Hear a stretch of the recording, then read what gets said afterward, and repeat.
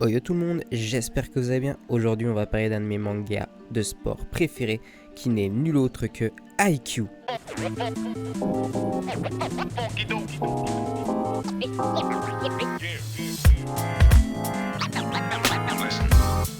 Avant toute chose, il faut savoir que je suis un gros fan de sport, autant que de pop culture. J'ai découvert ce manga il y a 5 ans suite à la recommandation d'un proche, Sai.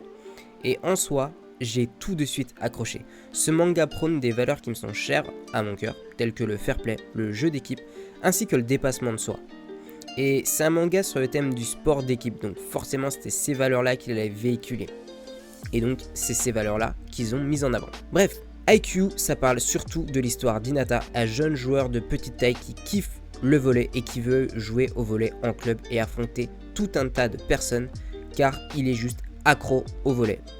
Franchement, Hinata, c'est un peu le Goku du volleyball. Et ça peut se comprendre. Il a été frustré très tôt parce que dans son collège, c'était le seul membre de son club de volley. Le seul membre masculin. Donc le plus souvent, il essayait de jouer avec le club féminin. Et de temps en temps, il y a ses potes qui venaient l'aider. Genre des potes qui pratiquent le tennis, le basket. Bref, une belle équipe de bras cassés. Mais ça l'a vraiment pas découragé. Et il a mis toute son énergie, toute sa volonté. Il a continué de s'entraîner année après année à faire du volley tout seul, dans son coin. Et franchement, ça force le respect.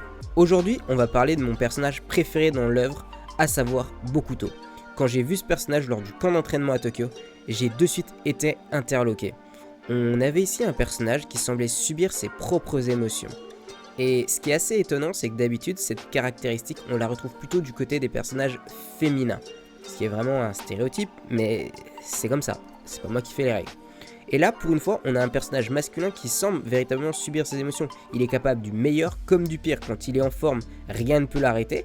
Et quand il est vraiment en proie au doute, il est même plus capable de réfléchir et d'aligner un seul spike. C'est terrible quand tu sais que c'est l'attaquant vedette de son équipe. Donc, franchement, ça m'a à la fois intrigué et fasciné surtout. Parce que je suis fan de pop culture et bien évidemment pour moi, quand j'ai vu Bokuto, ça fait instinctivement référence au personnage de Spider-Man lors de son écriture, un héros avec des problèmes d'homme ordinaire. Le design du personnage est inspiré de celui d'une chouette.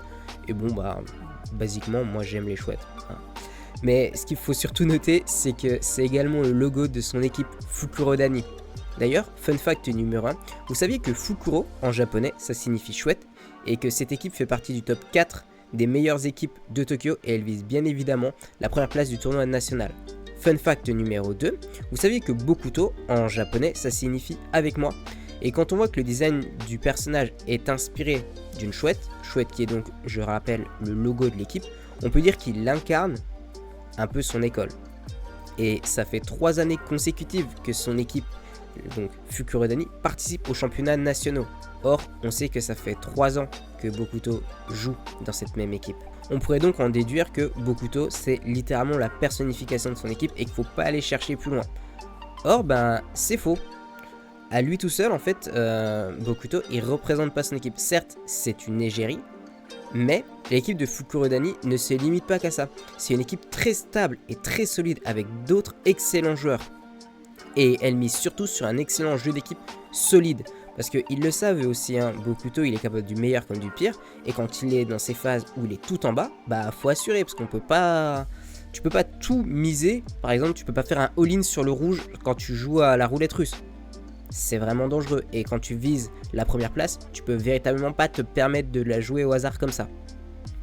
Et nous savons donc également que la chouette, depuis l'Antiquité, représente la sagesse, car elle est l'animal qui représente la déesse Athéna. Donc Athéna, je vous refais pas le topo, mais c'est la déesse des stratégies militaires, de la sagesse et de tout un tas de trucs. Genre Athéna, elle est hyper importante. Alors on pourrait se demander pourquoi ce design de chouette, on l'a mis à Bokuto, parce que comme on a dit précédemment, c'est un personnage très versatile. Je pense que la réponse se trouve surtout du côté de Hinata, car tout au long de l'anime, on peut voir Bokuto lui servir de mentor et de modèle à ce dernier. Et avec la symbolique du t-shirt, The Wisdom of Ace, je pense que là, on a la clé de ce mystère. Bref, vous l'aurez compris, c'est pour toutes ces raisons que j'aime Haikyuu et surtout pour cette raison que je surkiffe le personnage de Bokuto.